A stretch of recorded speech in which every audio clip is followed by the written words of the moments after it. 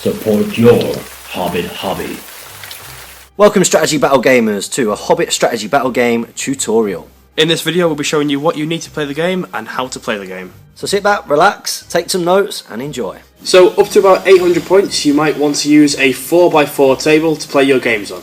And for 800 points plus and some certain scenarios you might want to use 6x4 board. This is what you'll need to get started. Your big or small rulebook, source book relevant to your army, and some dice or a tape measure. In this basic tutorial we'll be showing you how to play the game with just a basic warband. In each warband in Strategy Battle Game you need to start off with one hero, and each warband can include up to 12 troops. We recommend covering your board in about 50% to 75% terrain. Generally this is about 6 or 7 medium-sized terrain pieces. Try and use a good variety of terrain pieces to really increase your tactical options during your battle. So although in this tutorial we'll be using a warband each to show you the basics of the game, we recommend that you get started at about 250 points and maybe aim for your army to be 500 points in total. So for the purpose of this battle tutorial we're just going to be playing to the death because it's a nice simple scenario, but normally you would roll a dice and choose what scenario you're playing. There are 6 scenarios to choose from, each one of them with different objectives and different starting points. So for the purpose of this scenario we're each going to roll a d6 or a single dice to see who sets up first. So because the elves won the roll off for deployment, we now have to roll to see what area of the board we end up on. On a roll of 1 to 3 we have to start in the first 25% of the board. On a roll of 4 to 6 it's anywhere on the board. So because the elves rolled a 2, that means they have to deploy in the first 12 inches of the board. If I'd have rolled a number of 4 to 6, that means I could deploy anywhere on my half of the board. So now that James's elves have deployed, I'm going to roll for my warband to see where they end up. So because I rolled a 4+, I can deploy anywhere on my half of the board, but with this being goblins, I'm going to set up nice and close. So now that both forces are deployed, we go into the first phase of the game, which is priority. So priority, if you win priority, it will determine who moves first, who shoots first, and who picks the order of fights. So both rolling for priority. So on a drawn priority on the first roll off, it means that we simply have to roll again. So rolling again. And it's elves priority. So with the elves winning priority, we move into the next phase of the game, which is the movement phase. Each unit in the game has a specific movement statistic, as shown here in the top left hand corner of the screen. However, in the first turn here, I'm not going to be moving my elves. So with James not moving anything, I'm going to move full pelt forwards. So my goblins have a movement statistic of 5 inches, which means they can move in any direction and any way 5 inches. So for me, I'm just going to move them from the front of the base 5 inches forwards, so they also finish with their front of the base at 5 inches. And everyone else is going to do the exact same, except for my archers. My archers are going to move half their distance. So for these guys, it's 2.5 inches, and this will allow them to shoot in the shooting phase, and everyone else can move up.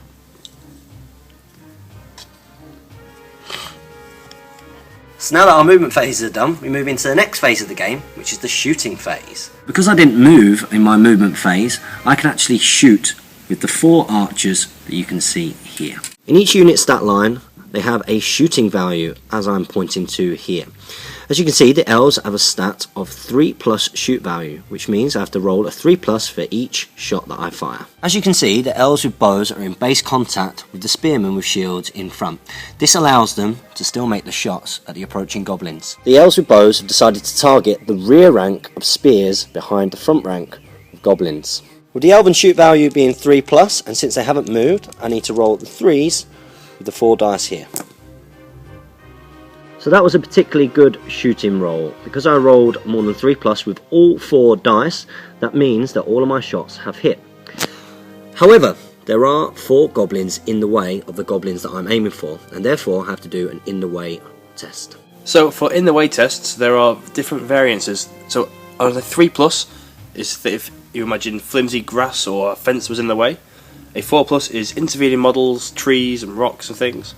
And a 5+ are purpose-built fortifications such as castle walls and large rocky outcrops, and windows and doorways. As there are intervening models in the way, I need to roll 4+ in order to get through to the spearmen. As you can see here, I rolled 2 dice which managed to get above the 4+ to get through, but 2 dice hit the front rank. So because the Elven Bowmen have made 4 hits, we have to go and check the to wound chart. Now the strength of the elf bow is 3. First of all, we need to check the defense of the front rank. So the defense of my Goblin Prowler is defense 4, as seen here. So strength 3 Elven bow against defense 4 of the goblins in front needs 5s, as shown by the to wound chart. So the Elven bows need 5s in order to kill the 2 goblins in the front rank, and 1 goblin dies with the roll of the 5. This goblin is now removed from play because he has been killed. So with 1 goblin dead, James still has 2 shots left to make against my Goblin Spearmen, which are the same defense, the defense 4, so it'll be 5s to wound them as well. Needing 5s to kill the spearmen behind, and both missed. Now the Elven shooting phase is over, which resulted in the death of 1 Goblin Prowler. So it's now my turn for my shoot phase, and I've got my 2 goblins here who moved. And we'll show you what the negative modifier does to their roll. So goblins normally have a shoot value of 5+, but because they've moved, they get -1 to their shoot value. So I'm going to need a 6 or more to hit. So the goblins here are going to aim for the Elven front rank, and they need 6s to hit. So unfortunately, because I moved and have that -1 modifier, I have not hit this turn. This is a good demonstration of the risks of moving whilst trying to shoot. So my Mori Goblin Prowlers here are armed with throwing weapons, and this allows them to move their full distance and still shoot as normal. They've got a range of 6 inches, and they normally hit on 4+. So a warrior's war gear can be seen in its stat profile, and Mori Goblin Prowlers are armed with armour and throwing weapons, and can be equipped with other items for extra points. I'm going to shoot with my Mori Goblin Prowlers with their thrown weapons, and because they've moved, they're going to be hitting on 5+, because they have a normal 4+ shoot value. I'm also going to be shooting through to James's Elves here, because they have a lower defence, meaning it'll be easier for me to wound them. The Prowlers need a 5 or more to hit, and I get 1 hit. So as previously, we've got to use the in the way chart, and as our model's in the way, it's going to be a 4+ to get through to the James's archers. So on the roll of a 2, I've unfortunately hit James's higher defence spearmen, so I'm going to be needing 6s to wound. So the throw weapon strength of 3 against the defence 6 means I require a 6 to wound. If this had been against James's defence 5 archers, I'd have needed a 5+ to wound, making it much easier. So now both sides have had their shooting phase over. You can see that there's no combats, so on this turn we will not move into the combat phase. The game turn is now finished. We'll start again at priority. So it's turn 2, priority. It's priority elves. So with the elves having 1 priority on this turn, they are in fact going to move.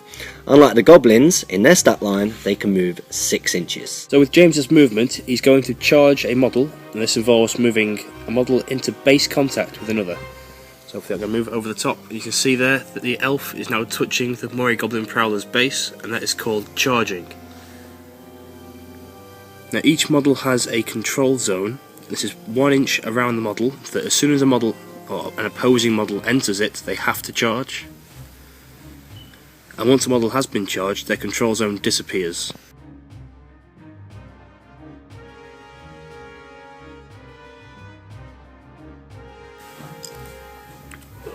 Oh, lost a shield. Defense 5 now.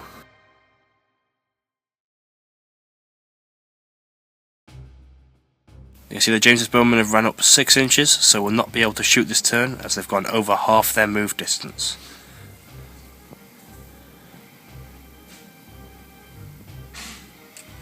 And the hero at the back there, let's run 6 inches forwards. Okay, so for my movement phase, beep beep, make sure all my supports are in base contact so that I get the +1 attack. The archer's going to stay here so they can shoot at the elves who have moved their full distance. So now that all the movements have been done, we're going to move into the shooting phase. Because the elves have moved their full distance, it's going to go straight to Jamie's shooting. So on that last time, because I've not moved, I'm just going to need 5s on these dice to hit. I'll be shooting at these 2 elves here. So with needing 5s to hit, unfortunately neither of them have hit. So now that my unsuccessful shooting phase is complete, we're going to move on to the combat phase, and we'll hopefully be able to show you how combats work. So because James has priority, he gets to pick which fights we do first. So combats are fought 1 at a time, chosen by the player with priority. As I had priority, I'm going to choose to fight this combat here first. So, we're going into the fight phase, and the first thing we have to check is what attack value each model has. So we'll check my Murray Goblin Prowler, and you can see here it's A1, which means 1 attack. Similarly, the High Elf has attack 1 as well. Most troop types will only have 1 attack. However, as you can see here, supporting the model in front is a model behind in base contact who is armed with a spear. And this spear has been purchased as a piece of equipment, and a spear allows you to contribute your attack to the model in combat. So this means that James will be rolling 2 dice versus my 1 in this combat roll.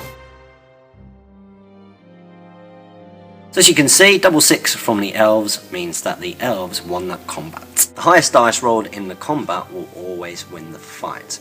If the dice are drawn, then we take a look at another stat line, which is the fight value of the troop.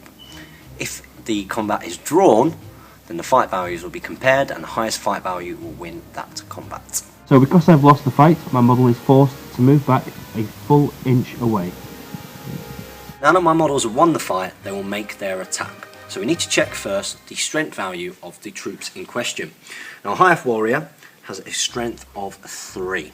We now must compare this on the 2 wound chart against the Goblin's defense of 4. This means that the Elves will need at least 1 5 to kill the Goblin. 5s to kill the Goblin,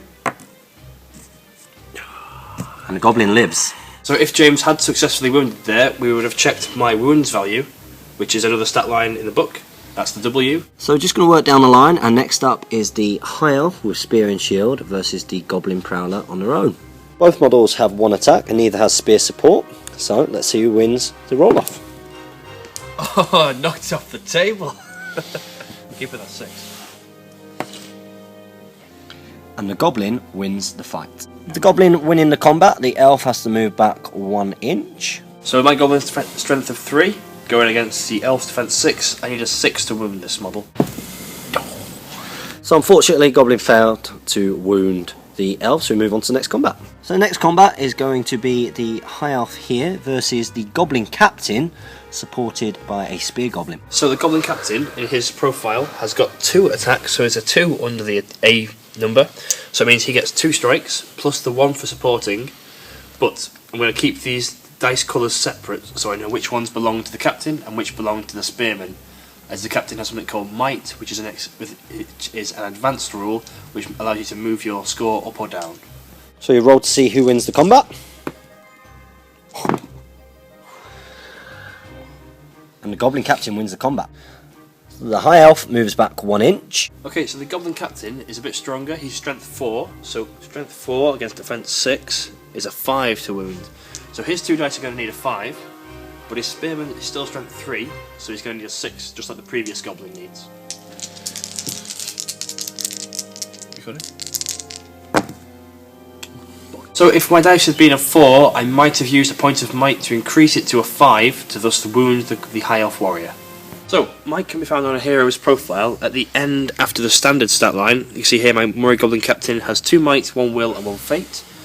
But I'd have to use all his might to wound this, and I don't think it's personally worth it. So we move on to the next combat, which is the 2 High Elves with Spear and Shield versus the 2 Goblins with Spears. Both sides contribute 2 attacks to the combat. See who wins. Oh, the Goblins! And the Goblin wins. No. So the Elves move back a 4 inch. It's strength 3 versus defense 6. Needing 6s. Oh! And he fails to wound the Elves. And next up on the line, we've got the 2 High Elves with Spear and Shield versus the Goblin Prowler, supported by a Goblin Spearman. Now my Goblin Prowler here is armed with a 2-handed axe, so he's going to use it 2-handed, which means he gets -1 to his dice roll, meaning he can only get a 5 highest. Now you can see in a model's war gear what it's got available to it, and the Prowler has a shield, an orc bow, or a 2-handed axe. I've chosen to give him a 2-handed axe because if I win this fight, he's going to get +1 to wound. So my Prowler's going to be using the black dice, so this one's got the negative modifier attached to it. Well, let's see who wins the fight. Ooh. So as you can see here, the Elves rolled a 6 and a 5. Although Jamie did roll a 6, that was with the 2-handed weapon. So because it's a 2-handed weapon, this is in fact a 5. Had that been the other way round, and this had been the 6, the Elves would still win the fight. This is because of the fight value statistic on each unit stat line. The Elves are fight 5 and the Goblins are fight 2. So the Goblins move back by the 4 inch. The Elves are strength 3 against defense 4, needing 5s to kill the Prowler. And 2 4s mean that the Prowler lives. Yeah. So now that combat is over, the turn is over, and we move into the next turn of the game. So rolling for priority. Now, as you can see here, the priority roll-off is drawn. As it was Elven priority last time, this means priority goes to the Goblin. So because I won priority, I now get to charge in, and I get to utilise my throwing weapons on the Prowlers. So this Prowler here is going to charge into these 2 High Elf Bowmen, and on the way in, he's going to throw his weapon. Since he's moved, he's now going to hit on a 5 up, so I need a 5 or 6 to hit. Unfortunately, he doesn't manage to do it. Support's going to go follow him and support. Bowman will charge in there. Supported here. Okay, so this model's going to charge in, throw his weapon there. He misses. And this model will charge here. Throw his weapon. And he also misses. Now I'm going to see if I'm in range to charge, which I am. So he's going to go over there. And this Goblin that can't get into combat, or maybe he can, no, he can't. He's going to move 2.5 and hopefully have a shot. So now that Jamie's movement's over, it's Elven movement. So now that movement's done, we're going to move into the shoot phase. So we're going to move to my shooting, and this Goblin has moved. And he's going to take a pop shot at Gildor here in combat. Now I'm allowed to do this because I'm an evil player and I think life is worthless, so I'm able to risk my own guys. So I'm going to need a 6 to hit. And I hit. So I've got to make an in the way for this combat, so I need to do a 4 or more to get past. So I don't, so I'm going to hit that combat, so this one here. Now I need to randomise on a 1, 2, 3, I hit my own man, and a 4, 5, 6, I hit the High Elf. So here's hoping to a 4, 5 or 6. Unfortunately not. So I hit my own man, and I've got a strength 2 bow against a defense 4 model, so you can check that at home, but it's going to be a 5 or more to kill. Unfortunately, he survived. So now we're on to the Elven shoot phase. Now, although I've moved the 2 bowmen here half, they can't fire at the Goblins through there, because good models can't fire through their own models or through combats. So it's my priority, and I'm going to pick the order of combats. I'm going to start at this end and work our way down. The 2 High Elves with the bow up front, supported by the High Elf with spear and shield versus the Prowler and the Spearman. See who wins the fight. And the Elves win the fight. Goblins move back an inch, so we need 5s to wound. Oh no. And the Goblin Prowler dies. So the next combat are the 2 High Elves here, one at the front supported by the Spear High Elf behind, in contact with 2 Goblins, supported by 2 Goblins with spears. And the Goblins win that fight. So these 4 dice need 6s to wound. Just can't kill him. Nothing. Next up we have the 2 Goblins here against the 2 High Elves. It's my Goblin Captain. Goblin Captain. Oh. And the Goblins win that fight. So the black dice belong to the Goblin Captain, and they need 5s to wound, whereas the white dice needs a 6. So striking them both. I'm going to use a point of might on this dice here to turn it into a 5, and we'll kill this High Elf.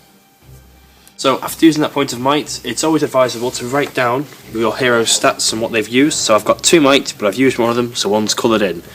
Also got my will, fate and wounds available, as has the Elven hero. Next up is the 1-on-1, the Elf versus the Prowler. Come on! Oh. And the Elf takes it. So strength 3 of the Elf against defense 4, needing 5s to kill. And the Goblin Prowler dies. So now it's my priority. I'm going to separate these combats off, because originally I charged these 2 models into this High Elf, but Gildor came round and charged this one, so we're going to break it into this Goblin's fighting there, and the Prowler will fight Gildor. So the 2 Elves versus the 1 Goblin. And the Elves win, needing 5s to kill. And they don't kill him. So next up we have Gildor, who is my general, versus the Goblin Prowler. I'm going to go for gold and try and go two-handed with the Goblin Prowler to get the bonus to wound. As my hero, Gildor has 2 attacks versus the 1 of the Goblin Prowler. I shouldn't have gone two-handed. No. Now, because Jamie has gone two-handed there, his 5 is in fact a 4. However, due to Gildor's higher fight value, it means that Gildor wins that combat. So Gildor is strength 4 against defense 4, which means that it's 2 dice. He needs a single 4 to kill. And he fails. So that fight brings about the end of the combats, which also brings about the end of the turn. So now we're going to move on to the priority phase. It's priority Elves. So the Elves and James have won priority, and I'm going to call a heroic move with my last point of might to try and move out of sequence and move first so I can charge the Elves. So a hero may attempt a heroic action at the start of the move, shoot or fight phases depending on the heroic action in question. This is defined in brackets next to the name of the heroic action. To do so, the controlling player states that the hero is attempting a heroic action and expends a point of might. A heroic move allows you to move out of sequence, and if you shout "with me," then all warriors within 6 inches can also move with you. So I'm checking, so all my warriors are in range, and with a heroic move, the hero always moves first. So the hero here is going to charge into these 2 elves.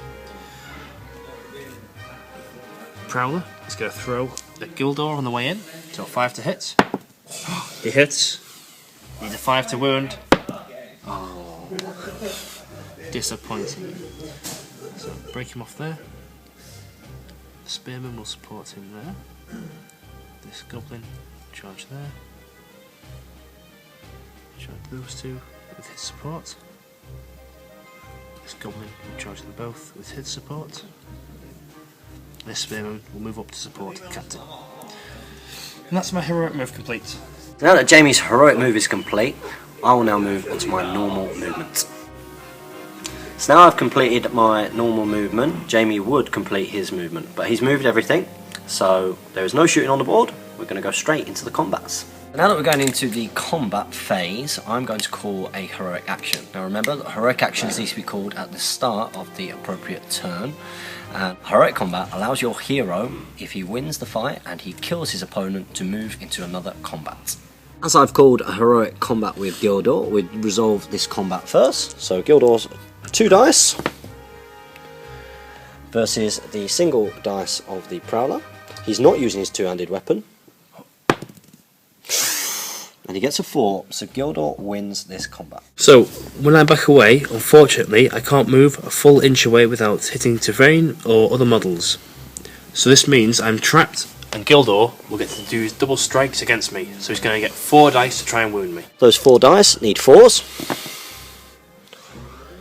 And they kill the goblin. Now that Gildor has managed to kill that Goblin Prowler, it means that he can continue his heroic combat into another combat. I'm going to move him round. So he's in there. Okay, so now we've shown you the basics of the game and how to do certain things. We're just going to play it ourselves off camera, and when we get to the broken special rule, that's when we'll come back and show you what that means. So a few dead goblins later, we're going to go into a combat here.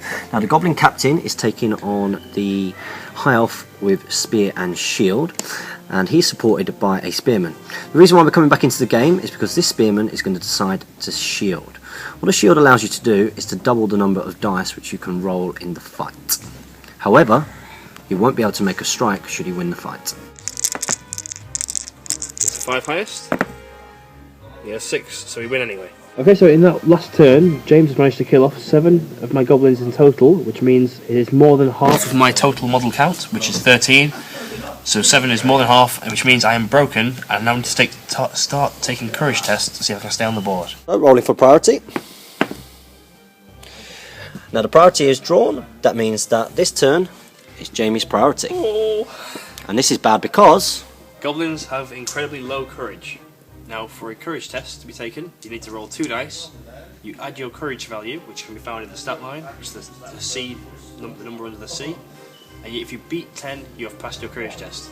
If you go below 10, you've failed, and for a broken test, you'll run off the board and count as a casualty. So, I'm going to roll for the Goblin Captain first. If I can beat 10, he can use a thing called a standfast, which will mean anyone within 6 inches will also pass their courage test for being broken. So he's courage 3 normally, so I need to get a 7 or more on these 2 dice. And unfortunately, I've got a 5 plus the 3 for his courage takes me to 8. And I've only got a single point of will, which can be used to increase your courage rolls or decrease as you see fit, which gets me to 9. And unfortunately, he runs off the table. Goodbye. Now what this means... Yeah, go on. Now what this means is the rest of my goblins also have to take courage tests to stay on the board. And they do these individually, and these are all courage 2. So this goblin bowman stays on the board. Could have done with that for the captain.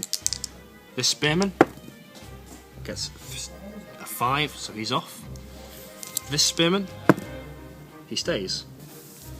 This spearman, he stays. And this spearman, he stays. Courage 2 is not so bad after all. This is how it looks at the end of both our movements. There's no shooting, so we're going to move straight into combats. So, as this is to the death, if James kills just one or more of my models this turn, the game will end, as I'll be under 25%. He has gained 3 victory points for breaking me, or for my general running away, sorry. He's got 5 victory points for breaking me and not being broken himself at the moment. So, for this game, my only really hope is to kill off his general and then break him somehow. So, 2 goblins dead. We're going to go on to what is likely to be the last combat of the day. What is the last combat? It is the last combat of the game. I'm now under 25%. Yeah, I'm just teasing you. We're going to go into that combat now. 5 of my guys, the green dice as Gildor versus the 2 of the goblin. Oh! Oh! And the goblin takes it. So rolling to wound, I need 5s because I'm strength 3 against the defense 4. Cut dice. A wound. So Gildor has taken a wound. Now on Gildor's profile, he's got 2 wounds, but he also has 1 fate.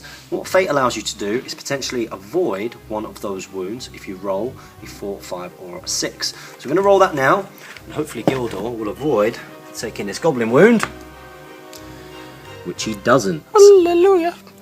I get 1 victory point for wounding the general.